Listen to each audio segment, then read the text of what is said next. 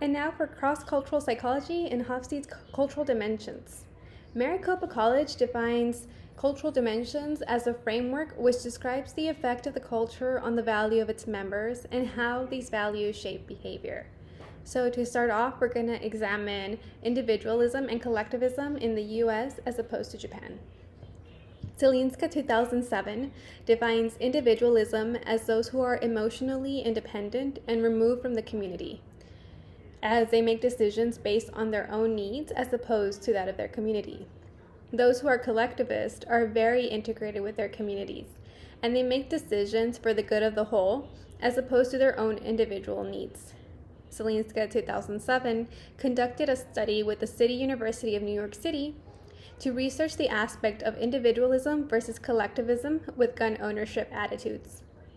America and other Western cultures are considered individualistic cultures as opposed to collectivist, as there can be individuals with different cultural attitudes within one sample, like for the US, for example.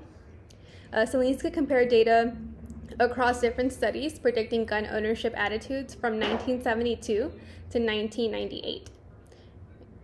The main reasons for gun ownership were recreational and for defensive reasons. Defensive meaning individuals who believe they are at risk for crime or that their government may not be able to protect them. What was found was that cultural values determine gun ownership attitudes.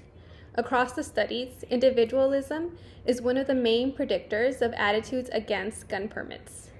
Individualism and collectivism are also predictors for gun ownership. This aligns with the majority belief of gun owners that they must be self-reliant for protection.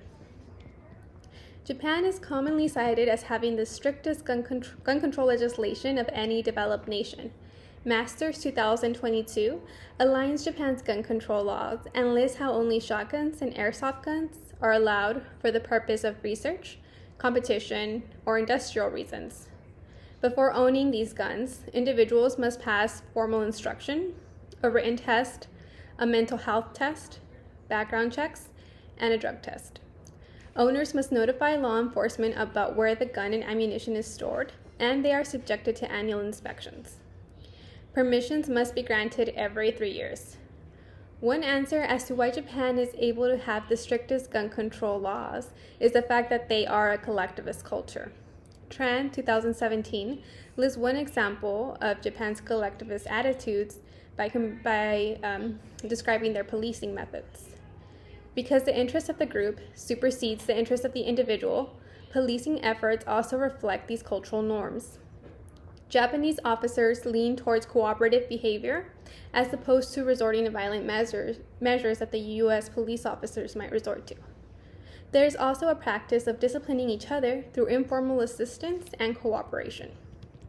Up next, we'll measure uncertainty avoidance in both cultures. According to Hofstede Insights, the US scores below average on the uncertainty avoidance scale, meaning while Americans are more open to new ideas, are tolerant, and allow for freedom of expression, they allow for less rules and are less emotionally expressive. Japan, on the other hand, is one of the most uncertainty-avoiding countries. Hofstede Insights goes on to credit the constant threat of natural disasters like tsunamis, earthquakes, or volcanoes as a reason why Japan ranks so high in uncertainty avoidance. It is a society that is high in rituals and ceremonies, process and procedures are a part of everyday life. This is another stark difference amongst both societies.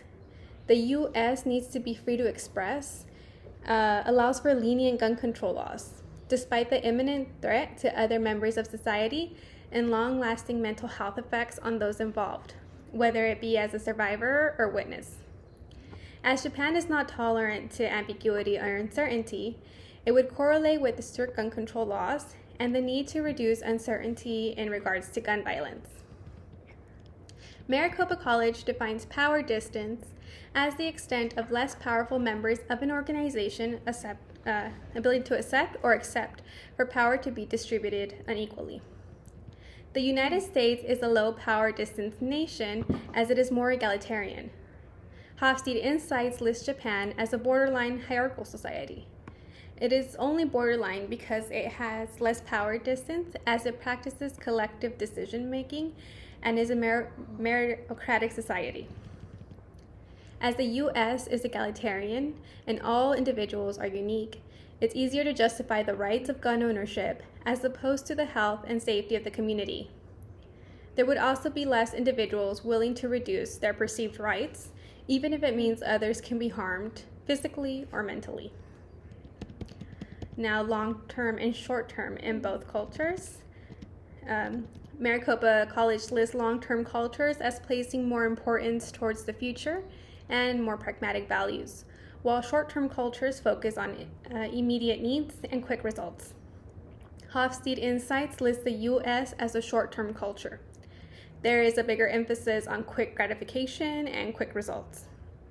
Religion-wise, the United States has leaned into religions where visiting the church has increased. Japan, on the other hand, is a long-term culture. Religion-wise, there is no one God. Instead, their lives are guided by practical, good examples. There is long-term investment and long-term orientation because, as opposed to quick results and aim for quick profits, like in the U.S., Japan is focused on building for society and generations to come. If we view gun control in the terms of short-term and long-term gratification and investment, we can see why Japan is able to keep restrictive gun control laws. There is a focus on the betterment of society long-term and a protection against gun violence. The short-term ideology of the U.S. keeps short-term gratification at the forefront at the lack of gun control. There is no investment in future generations, but instead the quick gratification of people's right to bear arms. Now, masculinity versus femininity. Both U.S. and Japan rank as masculine cultures, with Japan being the most masculine society. Maricopa College defines masculine cultures as competitive, assertive, ambitious, power-driven. Feminine cultures value relationships and quality of life. As both cultures rank under masculine, meaning assertive and power-driven, we see just how much the other factors of cultural dimensions impact gun control across different nations. Through collectivism, uncertainty avoidance, long-term views, and power distance, Japan is able to enact strict gun control laws. According to Masters, guns cause less than 100 deaths per year in Japan. And in the U.S., there has been over 19,000 deaths so far just in 2022, with most years averaging over 40,000 deaths. Masters 2022 also states the U.S. currently has no federal laws banning semi-automatic assault weapons, handguns, military-style rifles, and does not require any sort of training or waiting period. The U.S. does demonstrate through its cultural dimensions that it prioritizes the need of the individual as opposed to the needs of the group. And it's considered the most individualistic country according to Hofstede's Insights. This, along with the masculine culture, low power distance score, and low uncertainty avoidance, it explains why gun control has continued to fail in the U.S. and has been able to impact so many citizens.